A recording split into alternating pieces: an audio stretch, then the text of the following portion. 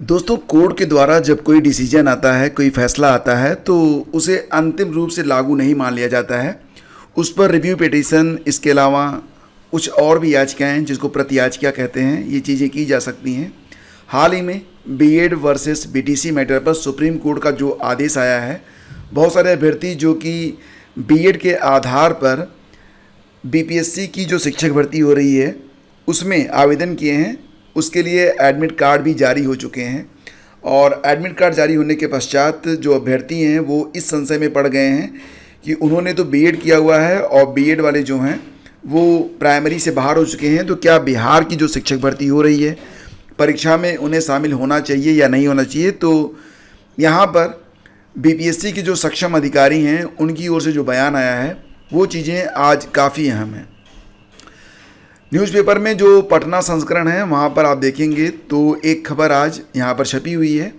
प्राथमिक शिक्षक नियुक्ति में बीएड डिग्रीधारी को मौका देने के मामले में एनसीटी कोई निर्णय लेता है तो विभाग आगे कोई कार्रवाई करेगा। यानी कि जिन लोगों ने बीएड के आधार पर प्राइमरी में आवेदन किया हुआ है बिहार शिक्षक भर्ती में, वे लोग अपनी तैयारी करें।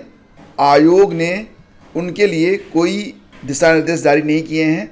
उनको बस यही गाइडलाइन अभी तक है कि भैया आपकी परीक्षा हो रही है, आपने फॉर्म भरा है, आपके जो एडमिट कार्ड हैं वो जारी किए गए हैं, तो आपको परीक्षा में बैठने का अवसर दिया जाएगा। एनसीटी अगर हमसे कहेगी, देखो ये जो आदेश आया है ये आदेश निश्चित रूप से सुप्रीम कोर्ट का है, लेकिन बिहार स्टेट को तो भेजा नहीं गया है। तो बिहार स्टेट यहाँ पर इस बात पर ये कह रहा है कि जो कुछ एनसीटी करेगा या एनसीटी जो कहेगा वो हम मानेंगे, और हमें कोई आदेश इस संबंध में प्राप्त नहीं हुआ है।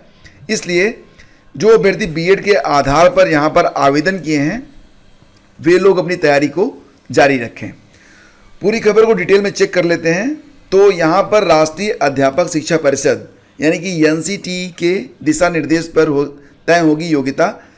तो ये बात हो रही है राष्ट्रीय अध्यापक शिक्षा परिषद एनसीटी के दिशा निर्देश के आलोक में बिहार में प्राथमिक शिक्षक कक्षा 1 से 5 तक की नियुक्ति में बीएड डिग्रीधारी को शर्तों के आधार पर मौका दिया गया है। और शर्त ये है कि नियुक्ति के 2 वर्षों के अंदर 6 महीने का जो ब्रीज कोर्स होता है वो उन्हें करना पड़ेगा। इसी आधार पर पूर्व में बीएड डिग्री करने वाले प्राथमिक शिक्षक बनते रहे हैं। तो वर्तमान में बिहार लोक सेवा आयोग बीपीएससी के माध्यम से चल रही नियुक्ति प्रक्रिया में भी यही प्रावधान है। इस संदर्भ में उच्चतम न्यायालय की ओर से एक मामले में यह निर्णय लेना है कि बीएड वाले नहीं, सिर्फ डीएलएड डिग्रीधारी ही प्राथमिक यानी कि बेसिक शिक्षक बन सकते हैं। उच्चतम न्यायालय के इस निर्णय का बिहार में चल रही शिक्षक नियुक्ति में क्या बदलाव हो सकते हैं, इस सवाल पर शिक्षा विभाग के जो पदाधिकारी हैं वो क्या बताते हैं। वो बताते हैं कि यह एनसीटी के दिशा निर्देश पर निर्भर करेगा। इस संबंध में आगे एनसीटी कोई दूसरा निर्णय लेता है तो उसके आधार पर विभाग आगे कोई कार्रवाई करेगा। मतलब कि एनसीटी क्या कह रहा है हम उसको जानते हैं, हम उसी को मानेंगे। तो वर्तमान चल रही नियुक्ति प्रक्रिया में विभाग ने साफ कहा है कि एनसीटी के द्वारा मान्यता प्राप्त संस्थान से बीएड करने वाले भी कक्षा 1 से 5 तक पढ़ाने के लिए योग्य माने जाएंगे।